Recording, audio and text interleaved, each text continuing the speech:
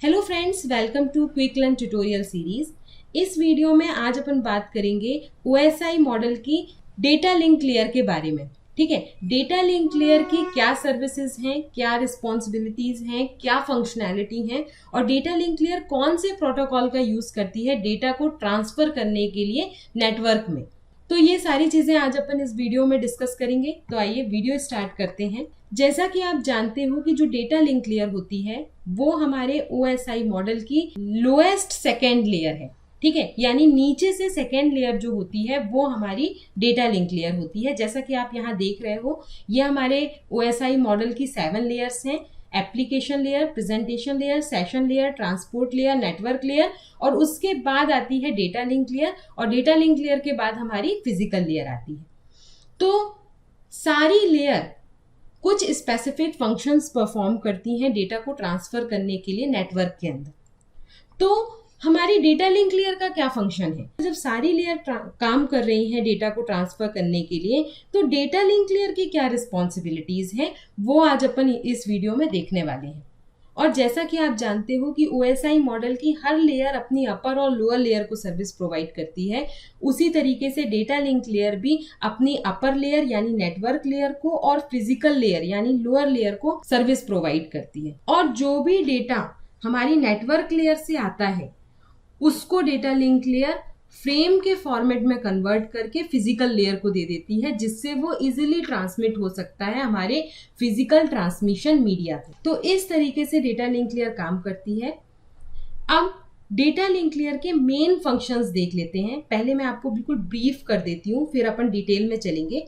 तो data link layer का सबसे मेन फंक्शन होता है नोड टू नोड ट्रांसमिशन करना डेटा का। तो यहाँ पे देखिए, इस डायग्राम की हेल्प से मैं आपको एक्सप्लेन करूंगी जो मेन फंक्शन है डेटा लिंक लेयर का।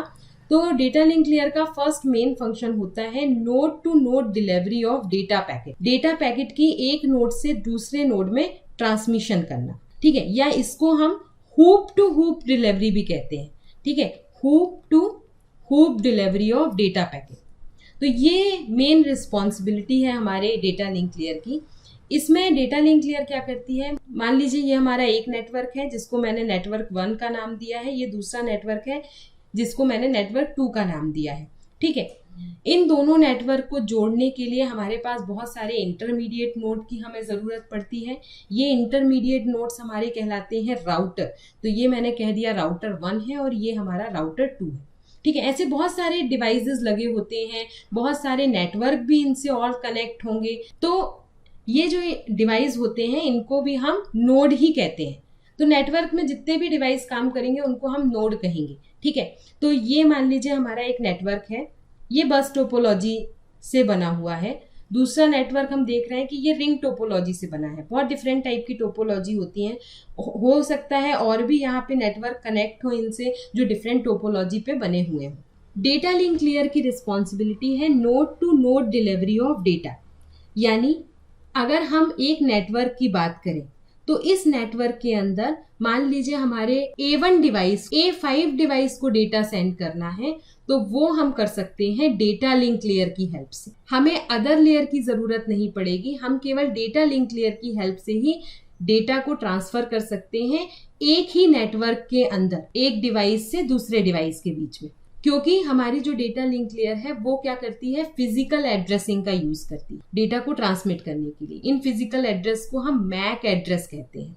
ठीक है, तो इन मैक एड्रेस की हेल्प से अगर हमें एक ही नेटवर्क के अंदर डेटा ट्रांसफर करना है तो वो हम कर सकते हैं अपनी डेटा लिंक लेयर के हेल्प से। उसके लिए हमें नेटवर्क लेयर की जरूरत नहीं पड़ेगी। ये तो बात हो गई कि मान लीजिए आपके कंप्यूटर लैब में एक लैन है। ठीक है, एक लैन नेटवर्क है, उस लैन में ही आपको एक डिवाइस से दूसरे डिवाइस में डेटा सेंड करना है, तो हमें नेटवर्क लेयर की जरूरत नहीं पड़ेगी, हम डेटा लिंक लेयर की हेल्प से ही डेटा को सेंड कर लेंगे। लेकिन अगर हमें एक नेटवर्क से दूसरे नेटवर्क में डेटा सेंड करना है तो हम क्या करेंगे, तो हमें कौन सी लेयर की जरूरत पड़ेगी, तो उस टाइम पे हमें डेटा लिंक लेयर की जरूरत भी पड़ेगी और अपनी नेटवर्क लेयर की जरूरत भी पड़ेगी। क्योंकि उस टाइम पे डेटा लिंक लेयर की रिस्पॉन्सिबिलिटी होती है नोड टू नोड डिलीवरी करने की डेटा को। तो मान लीजिए हमारे A1 डिवाइस को B2 डिवाइस को डेटा सेंड करना है। ठीक है, A1 को B2 को डेटा सेंड करना है तो सबसे पहले जो डेटा लिंक लेयर है वो A1 से डेटा उठाएगी और सेंड करेगी R1 राउटर में। राउटर भी हमारा एक नोड है, ये भी हमारे नोड कहलाते हैं, ठीक है। जितने भी डिवाइस नेटवर्क में हैं वो हमारे नोड कहलाते हैं। एक नोड से दूसरे नोड में पहुंचाने का काम किसका है? आपकी डेटा लिंक लेयर का है। उसके बाद R1 से डेटा R2 में पहुंचाने का काम किसका है? डेटा लिंक लेयर का है, क्योंकि एक नोड से दूसरे नोड में डेटा को सक्सेसफुली पहुंचाने का काम की रिस्पॉन्सिबिलिटी हमारी डेटा लिंक लेयर की होती है। फिर R2 से हमें डेटा को B2 में पहुंचाने का काम किसका है? डेटा लिंक लेयर का है। तो एक नोड से दूसरे नोड में डेटा को ट्रांसफर करने का काम होता है डेटा लिंक लेयर का, क्योंकि जब भी हम इंटरनेट की बात करते हैं तो हमारे जो भी हमारा पाथ है जहां से डेटा ट्रांसमिट होना है, डायरेक्टली ऐसा तो नहीं होगा। मान लीजिए हमें A1 से B2 को डेटा ट्रांसफर करना है तो डेटा डायरेक्टली ऐसे ट्रांसफर नहीं हो जाएगा, डायरेक्टली उचक के तो डेटा चला नहीं जाएगा। हमारे डेटा को एक प्रॉपर चैनल को, एक प्रॉपर पाथ को फॉलो करना पड़ेगा। जैसे कहीं आप जाते हो, मान लीजिए आप बस से ट्रैवल कर रहे हो, तो बस भी क्या करती है? एक प्रॉपर रूट को फॉलो करती है। एक बस स्टैंड से दूसरे बस स्टैंड में जाती है, दूसरे बस स्टैंड से तीसरे बस स्टैंड में जाती है, ऐसे रुकती हुई कई जगह फिर अपने फाइनल डेस्टिनेशन में जाती है। तो सोर्स से डेस्टिनेशन में जाने तक उसे बहुत सारे स्टेशंस मिलते हैं। तो एक स्टेशन से दूसरे स्टेशन तक ले जाने की रिस्पॉन्सिबिलिटी किसकी है? आपकी डेटा लिंक लेयर की है। लेकिन सोर्स से डेस्टिनेशन में ले जाने की रिस्पॉन्सिबिलिटी किसकी है? आपके नेटवर्क लेयर की है, ठीक है।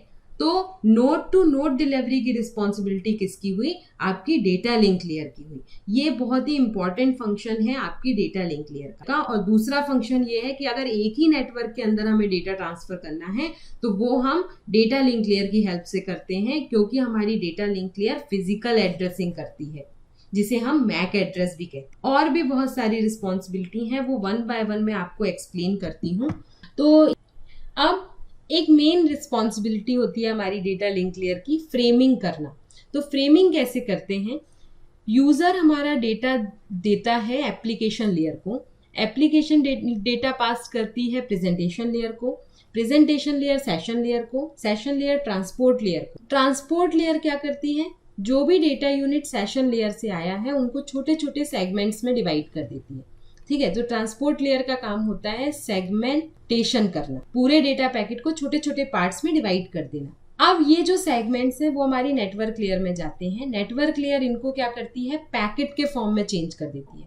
पैकेट मतलब हर सेगमेंट में नेटवर्क लेयर लॉजिकल एड्रेस जो है वो ऐड करती है। अब ये लॉजिक एड्रेस क्या होते हैं वो जब मैं आपको नेटवर्क लेयर पढ़ाऊंगी तब बताऊंगी। तो हर सेगमेंट में हमारी network layer logic address add करती है, तो वो कहलाता है पैकेट। इस पैकेट को सेंड किया जाता है डेटा लिंक लेयर को। अब डेटा लिंक लेयर की क्या रिस्पॉन्सिबिलिटी है? तो डेटा लिंक लेयर इस पैकेट को चेंज कर देती है फ्रेम के फॉर्मेट में, ठीक है। अब ये फ्रेम क्या कहलाते हैं तो वो अपन देख लेते हैं। अब मैं आपको सीक्वेंस से सारी रिस्पॉन्सिबिलिटी बता रही हूँ, वहां तो मैंने आपको ब्रीफ कर दिया था। फर्स्ट रिस्पॉन्सिबिलिटी है डेटा लिंक लेयर की फ्रेमिंग करना। फ्रेमिंग मतलब नेटवर्क लेयर जो भी डेटा हमारी डेटा लिंक लेयर को देती है उसके पहले नेटवर्क लेयर उसमें लॉजिकल एड्रेस ऐड कर देती है, तो वो कहलाते हैं हमारे पैकेट्स, ठीक है। यहाँ पे देखिए ये है हमारा पैकेट, ठीक है। ये जो रेड कलर से, ये जो पैकेट्स हैं उसमें हमारे डेटा के साथ साथ लॉजिकल एड्रेस जो होते हैं, यानी जिन्हें हम आईपी एड्रेस कहते हैं, वो हमारी नेटवर्क लेयर ऐड कर देती है सोर्स और डेस्टिनेशन के। तो ये पैकेट हो गए। ये पैकेट जब हमारी डेटा लिंक लेयर के पास आते हैं तो डेटा लिंक लेयर क्या करती है? इनमें फिजिकल एड्रेस, जिन्हें हम मैक एड्रेस भी कहते हैं, वो ऐड कर देती है। तो यहाँ पे देखिए हमारी डेटा लिंक लेयर ने क्या किया? इन पैकेट में फिजिकल एड्रेस यानी जो मैक एड्रेस थे वो ऐड कर दिए सोर्स और डेस्टिनेशन के। ये सोर्स का होगा, ये डेस्टिनेशन का मैक एड्रेस ऐड कर। उसके बाद ये हमारे हेडर साइड में ऐड करती है और ये हमारा टेल पोर्शन है। तो टेल पोर्शन में भी कुछ इन्फॉर्मेशन ऐड कर देती है, यानी डेटा लिंक लेयर एक हेडर अटैच करती है और एक टेल अटैच करती है हमारे पैकेट में। और वो बन जाता है आपका फ्रेम। तो इस तरीके से ये फ्रेम फॉर्मेशन करती है। और ये जो मैक एड्रेस होते हैं वो बेसिकली हमारे एक 48 बिट के फिजिकल एड्रेस होते हैं, ठीक है। इन मैक एड्रेस की हेल्प से अगर हमारा डिवाइस हम चाहें कि एक नेटवर्क के अंदर मूव करे, तो वो केवल इन मैक एड्रेस की हेल्प से हमारे एक नेटवर्क के अंदर हम डेटा को ट्रांसफर इजीली कर सकते हैं, ठीक है। जैसे मैंने आपको एग्जांपल बताया था कि अगर आप एक लैब में बैठे हो जिसमें सारे डिवाइस एक लैन से कनेक्ट है, तो अगर उसमें आपको उसी लैन में डेटा को ट्रांसफर करना है एक सिस्टम से दूसरे सिस्टम में, तो आप मैक एड्रेस की हेल्प से यानी डेटा लिंक लेयर की हेल्प से इजीली कर सकते। तो जो मैक एड्रेस होते हैं वो हमारे फिजिकल एड्रेस होते हैं, और फिजिकल एड्रेस जो होते हैं वो फिक्स होते हैं। हर डिवाइस का फिजिकल एड्रेस फिक्स होगा और ये 48 बिट के एड्रेस हो। जैसे आपका हाउस नंबर आपका एक फिजिकल एड्रेस है, तो वो आपका बिल्कुल फिक्स होगा। तो हर नेटवर्क में हर डिवाइस का फिजिकल एड्रेस फिक्स होता है। तो ये हो गया आपके फिजिकल एड्रेस, और ये फिजिकल एड्रेस ऐड करके फ्रेम बनाने का काम करती है डेटा लिंक लेयर, और साथ में एक टेल भी ऐड करती है, कुछ टेलर इंफॉर्मेशन भी ऐड करती है। अब ये जो फ्रेम बन जाते हैं वो पास करती है हमारी data link layer physical layer को। अब नेक्स्ट रिस्पॉन्सिबिलिटी होती है हमारी डेटा लिंक लेयर की, वो है node to node delivery of data packet. मैंने अभी आपको बताया था कि node to node delivery data packet की क्या कहलाती है। यहाँ पे देखिए ये हमारे नेटवर्क हैं, नेटवर्क के अंदर ये फर्स्ट नेटवर्क है, ये सेकेंड नेटवर्क है आपका। अगर हमें एक ही नेटवर्क में डेटा ट्रांसफर करना है तो वो हम डेटा लिंक लेयर की हेल्प से कर सकते हैं, लेकिन अगर हमें एक नेटवर्क से दूसरे नेटवर्क में डेटा ट्रांसफर करना है तो वो उसके लिए हमें 3 लेयर की जरूरत पड़ेगी, ट्रांसपोर्ट लेयर, ठीक है, नेटवर्क लेयर और डेटा लिंक लेयर। अब यहाँ पे डेटा लिंक लेयर की रिस्पॉन्सिबिलिटी है hop to hop delivery of data packet. Hop to hop मतलब नोड टू नोड डिलीवरी, तो एक नोड से दूसरे नोड में डेटा ट्रांसफर करना। जब यहाँ पे सक्सेसफुली पहुंच जाए तो इस नोड से दूसरे नोड में डेटा ट्रांसफर करना, मतलब सोर्स से डेस्टिनेशन तक पूरे पाथ में जितने भी हमारे इंटरमीडिएट नोड हैं उनके बीच में डेटा ट्रांसफर करने की रिस्पॉन्सिबिलिटी हमारी डेटा लिंक लेयर की होती है। एक सोर्स से फाइनल डेस्टिनेशन में डेटा ट्रांसफर करने की रिस्पॉन्सिबिलिटी आपकी नेटवर्क लेयर की होती है, और एक एप्लीकेशन से यानी एक पोर्ट से दूसरे पोर्ट में डेटा ट्रांसफर करने की रिस्पॉन्सिबिलिटी आपकी ट्रांसपोर्ट लेयर की होती है। तो तीनों लेयर के फंक्शन मैंने आपको बता दिए। Data link layer node to node delivery करती है, network layer source to destination delivery करती है, और transport layer port to port delivery करती है डेटा पैकेट की। अब ये पोर्ट टू पोर्ट क्या कहलाता है, जब वो ट्रांसपोर्ट लेयर में आपको पढ़ाऊंगी तब बताऊंगी। तो बैकएंड में हमारी जो डेटा लिंक लेयर है वो नोड टू नोड डिलीवरी का काम करती है डेटा पैकेट की। थर्ड रिस्पॉन्सिबिलिटी है फ्लो कंट्रोल करना। तो जब हमारी डिवाइस एक नोड से दूसरे नोड में डेटा ट्रांसफर करती है डेटा लिंक लेयर, तो उसके लिए हमें फ्लो कंट्रोल करना पड़ता है। तो फ्लो कंट्रोल क्या कहलाता है, flow control determine the amount of data to be transmitted. कितना डेटा हमें सेंड करना है वो बताता है फ्लो कंट्रोल। क्योंकि मान लीजिए हमारा पास 2 डिवाइस हैं, ये हमारा सेंडिंग डिवाइस है और ये हमारा रिसीविंग डिवाइस है। सेंडिंग डिवाइस की कैपेबिलिटी मान लीजिए 100 MBPS डेटा ट्रांसफर करने की है, ठीक है, लेकिन रिसीविंग डिवाइस की कैपेसिटी केवल 10 MBPS डेटा रिसीव करने की है। तो क्या होगा, ये बहुत फास्ट स्पीड से डेटा को ट्रांसफर करेगा, और उतना डेटा बफर करने का या स्टोर करने की कैपेबिलिटी अगर हमारे, या प्रोसेस करने की कैपेबिलिटी अगर हमारे रिसीवर की नहीं है, तो वो क्या करेगा, आधा डेटा तो हमारा डिलीट हो जाएगा ऑटोमेटिकली, क्योंकि हमारे रिसीविंग डिवाइस के पास इतना स्टोरेज ही नहीं है, इतना प्रोसेस करने की कैपेबिलिटी नहीं है, तो हमारा बाकी का डेटा जो बचा डेटा है वो करप्ट हो जाएगा या ऑटोमेटिकली डिलीट हो जाएगा। तो उसके लिए जो हमारी रिसीवर डिवाइस होता है वो हमारे सेंडिंग डिवाइस से रिक्वेस्ट करता है कि भाई आप अपने डेटा रेट को कम करिए। तो ये फ्लो कंट्रोल करने का काम होता है आपकी डेटा लिंक लेयर का। अब जब आप OSI मॉडल पढ़ोगे तो आपको 2 जगह ये फ्लो कंट्रोल मिलेगा। एक तो data link layer flow control करती है और दूसरा नेटवर्क लेयर भी फ्लो कंट्रोल करती है। अब आप कहोगे सेम फंक्शनैलिटी 2 लेयर क्यों परफॉर्म कर रही हैं, तो बहुत इंपॉर्टेंट है ये जानना कि जो डेटा लिंक लेयर होती है वो नोड टू नोड, जैसा कि मैंने आपको बताया था कि एक नोड से दूसरे नोड में जब हम डेटा सेंड कर रहे हैं तो इन दोनों नोड के बीच में फ्लो कंट्रोल करने का काम करेगी डेटा लिंक लेयर। फिर यहाँ पे जब डेटा सक्सेसफुली आ गया तो इस नोड से दूसरे नोड में जब फ्लो कंट्रोल की जरूरत होगी तो वो करेगी आपकी डेटा लिंक लेयर। फिर इस नोड से जब वो फाइनल नोड में जाएगा तब भी फ्लो कंट्रोल का काम हमारी डेटा लिंक लेयर करेगी। लेकिन सोर्स से डेस्टिनेशन में फ्लो कंट्रोल का काम हमारी डेटा लिंक लेयर नहीं, हमारी नेटवर्क लेयर करती है। तो फाइनल सोर्स टू डेस्टिनेशन मतलब हमारे सोर्स डिवाइस की कितनी डेटा सेंड करने की कैपेबिलिटी है और डेस्टिनेशन की कितनी डेटा रिसीव करने की कैपेबिलिटी है, वो चीजें मैनेज करने का काम आपकी नेटवर्क लेयर का होता है। वो फ्लो कंट्रोल का काम नेटवर्क लेयर का होता है। लेकिन एक नोड से दूसरे नोड की कितनी कैपेबिलिटी है डेटा को रिसीव करने की, उस फ्लो कंट्रोल का काम आपकी डेटा लिंक लेयर का होता है।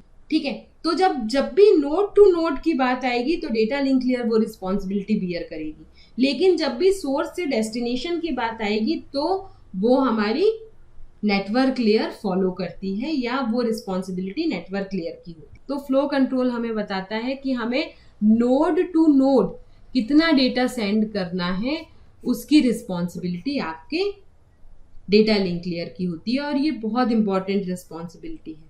ठीक है, जैसे आपने देखा होगा जब बहुत सारे मैसेज आपके व्हाट्सएप में आ जाते हैं या बहुत सारे मैसेज आपके जीमेल में आते हैं और उसका बफर जो है वो स्टोरेज जो है वो फुल हो जाता है तो कुछ मैसेज जो है वो ऑटोमेटिकली डिलीट हो जाते हैं। ठीक है, या ओपन नहीं होते या कोई मैसेज आता है तो वो डेटा लिंक लेयर की फ्लो कंट्रोल कर रही होती है। या फिर अगर सोर्स से डेस्टिनेशन की बात करें तो नेटवर्क लेयर का फ्लो कंट्रोल मैकेनिज्म वो चीज करता है। तो अब इस फ्लो कंट्रोल करने के लिए हमारे पास बहुत से प्रोटोकॉल होते हैं और प्रोसीजर होती हैं, जैसे कि stop and wait ARQ, go back and ARQ और सेलेक्ट रिपीट ARQ। इन सब का यूज करके हमारा डेटा लिंक लेयर जो है वो फ्लो कंट्रोल करती है। ये सारी प्रोसीजर 1 बाय 1 मैं आपको आने वाले वीडियो में एक्सप्लेन करूंगी।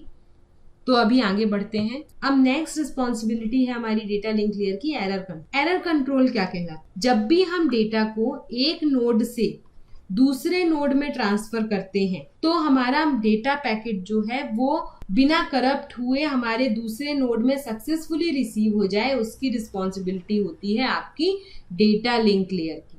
तो ये किया जाता है एरर कंट्रोल मैकेनिज्म का यूज कर। अब एरर कंट्रोल में दो चीजें होती हैं, सबसे पहले एरर डिटेक्शन और फिर एरर करेक्शन। मान लीजिए हमने कोई डेटा यूनिट सेंड किया एक नोड से दूसरे नोड में, ठीक है, ये फर्स्ट नोड है, ये सेकेंड नोड है। तो ये डेटा पैकेट जब आप सेंड करोगे तो हमारा जो भी नोड होगा जो इसको रिसीव करेगा वो क्या करेगा, ये चेक करेगा कि जो भी डेटा पैकेट हमने रिसीव किया है वो करेक्ट है कि नहीं। तो उसके लिए वो पहले एरर डिटेक्ट करेगा, अगर कोई एरर मिल जाती है तो फिर उसके बाद उसको करेक्ट करेगा, फिर दूसरे नोड को वो पैकेट ट्रांसफर करेगा। ठीक है, तो ये होता है एरर कंट्रोल मेथड की हेल्प से। अब ये जो एरर कंट्रोल है वो भी हमारे नेटवर्क लेयर में भी होता है और डेटा लिंक लेयर में भी होता है। जब आप नेटवर्क लेयर की रिस्पॉन्सिबिलिटी पढ़ोगे तो भी वहां पे एरर कंट्रोल होगा और डेटा लिंक लेयर में भी एरर कंट्रोल होता है। लेकिन डेटा लिंक लेयर का जो एरर कंट्रोल है वो होता है नोड टू नोड के लिए। ठीक है, नेटवर्क लेयर का जो एरर कंट्रोल होता है वो होता है सोर्स टू डेस्टिनेशन के लिए, यानी सोर्स से डेस्टिनेशन में सक्सेसफुली डेटा सेंड हो जाए उसकी रिस्पॉन्सिबिलिटी नेटवर्क लेयर की है। एक नोड से दूसरे नोड में डेटा सक्सेसफुली सेंड हो उसकी रिस्पॉन्सिबिलिटी डेटा लिंक लेयर की है। तो इसकी भी बहुत सारी मेथड्स होती हैं। यहाँ पे देखिए एरर कंट्रोल की मेथड्स दी हैं, जैसे आपकी CRC, checksum, parity, Hamming code, ये 4 मेथड्स होती हैं। CRC का फुल फॉर्म होता है साइक्लिक रिडंडेंसी चेक। ठीक है, तो ये जो CRC मेथड है और चेकसम है ये हमारी 2 इंपॉर्टेंट मेथड्स हैं जिनका हम सबसे ज्यादा यूज करते हैं।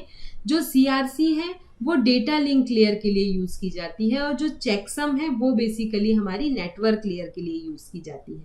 तो दोनों में ही हमारी डेटा लिंक लेयर और नेटवर्क लेयर दोनों की ही रिस्पॉन्सिबिलिटी होती है एरर कंट्रोल करने की। लेकिन डेटा लिंक लेयर कहाँ एरर कंट्रोल करेगी? नोड टू नोड, और network layer source to destination. अब फिफ्थ और लास्ट रिस्पॉन्सिबिलिटी है हमारे डेटा लिंक लेयर की, वो है एक्सेस कंट्रोल। एक्सेस कंट्रोल, मान लीजिए हमारे पास एक नेटवर्क है, यहाँ पे देखिए बस टोपोलॉजी की हेल्प से हमारे सारे डिवाइसेस आपस में कनेक्ट हैं। अब मान लीजिए हमारे 2-3 डिवाइस को साइमल्टेनियसली डेटा सेंड करना है, तो क्या होगा? मान लीजिए A1 को भी डेटा सेंड करना है A5 को, उसी समय हमारे A2 को डेटा सेंड करना है A3 को, तो क्या होगा? A1 डेटा सेंड करेगा अपना डेटा पैकेट लिंक के अंदर, और उसी टाइम पे A2 भी डेटा सेंड करेगा अपने लिंक के अंदर। तो ये डेटा पैकेट जो है वो आपस में आके कोलाइड हो जाएंगे, इसे हम कहते हैं कोलिजन, और इसके कारण हमारा मैसेज जो है वो करप्ट हो जाता है और डिस्ट्रॉय हो जाता है। तो इस करप्शन से डेटा पैकेट को बचाने के लिए या इस टाइप के कोलिजन से बचाने के लिए हमारा डेटा लिंक लेयर क्या करती है? एक्सेस कंट्रोल करती है। यानी कोई भी एक ही डिवाइस डेटा को सेंड कर सकता है इस लिंक के अंदर। तो जो भी डिवाइस डेटा सेंड करना चाहता है, सबसे पहले वो एक रिक्वेस्ट करता है लिंक को एक्सेस करने की, और अगर उस टाइम पे लिंक फ्री होता है तो उसको उस लिंक का एक्सेस मिल जाता है और वो डेटा को सेंड करता है पहले उस लिंक में। और जब वो डेटा सक्सेसफुली रिसीवर को रिसीव हो जाता है तो उसके बाद जो सेंडर है वो उस लिंक को रिलीज कर देता है। मैं आपको एक बार फिर से एक्सप्लेन करती हूँ इसको। मान लीजिए हमारे 2 डिवाइस को डेटा सेंड करना है, A1 को भी करना है और A2 को करना है। A1 को डेटा सेंड करना है A5 को और A2 को करना है A3 को। तो सबसे पहले दोनों डिवाइस साइमल्टेनियसली डेटा सेंड करेंगे तो कोलिजन हो जाएगा। सबसे पहले A1 क्या करेगा? रिक्वेस्ट करेगा इस लिंक के एक्सेस को लेने के लिए। जैसे ही इसकी रिक्वेस्ट अप्रूव हो जाएगी, हमारा A1 जो है वो डेटा पैकेट सेंड कर देगा लिंक में, और ये डेटा रिसीव हो जाएगा हमारे A5 को। जैसे ही डेटा सक्सेसफुली रिसीव होगा हमारे A5 को, हमारा A1 जो है वो कनेक्शन रिलीज कर देगा। उसके बाद A2 जो है वो रिक्वेस्ट करेगा इस लिंक को एक्सेस करने के लिए। जैसे ही इसको इस लिंक का एक्सेस मिल जाएगा, अब A2 जो है वो डेटा पैकेट को लिंक के अंदर सेंड करेगा और A3 को सेंड कर देगा। जैसे ही A3 को डेटा पैकेट मिल जाएगा, A3 जो है वो एक्नॉलेज करेगा A2 को और A2 लिंक के एक्सेस को रिलीज कर दे। तो इस तरीके से 1 बाय 1 जो भी डिवाइस को नेटवर्क के अंदर डेटा सेंड करना होता है वो लिंक को एक्सेस करने के लिए रिक्वेस्ट करते हैं और डेटा को सेंड करते हैं। इससे साइमल्टेनियसली 2 डिवाइस लिंक में डेटा सेंड नहीं करते, जिससे कोलिजन की प्रॉब्लम खत्म हो जाती है। तो ये कहलाता है आपका एक्सेस कंट्रोल। इसके लिए हमारे पास बहुत सारी मेथड्स होती हैं, जैसे आपके CSMA-CD। इस CSMA-CD को हम carrier sense multiple access with collision distraction भी कहते हैं, और इसको हम ईथरनेट के नाम से भी जानते हैं। ठीक है, तो इस प्रोटोकॉल का यूज किया जाता है। उसके साथ साथ एलोहा का यूज किया जाता है। तो 2 टाइप के एलोहा होते हैं, स्लॉटेड एलोहा और प्योर एलोहा। उसके बाद टोकन रिंग, टोकन बस का यूज भी करते हैं। तो बहुत सारी मेथड होती हैं एक्सेस कंट्रोल करने की। तो ये मेथड्स भी मैं आपको डिटेल में एक्सप्लेन करूंगी आने वाले वीडियोस में। तो ये था पूरा हमारा डेटा लिंक लेयर। तो होप आपको समझ में आया होगा कि डेटा लिंक लेयर क्या क्या फंक्शनैलिटी, रिस्पॉन्सिबिलिटी और कौन से प्रोटोकॉल का यूज करता है डेटा को सेंड करने के लिए एक नोड से दूसरे नोड में। तो stay continue, keep watching, keep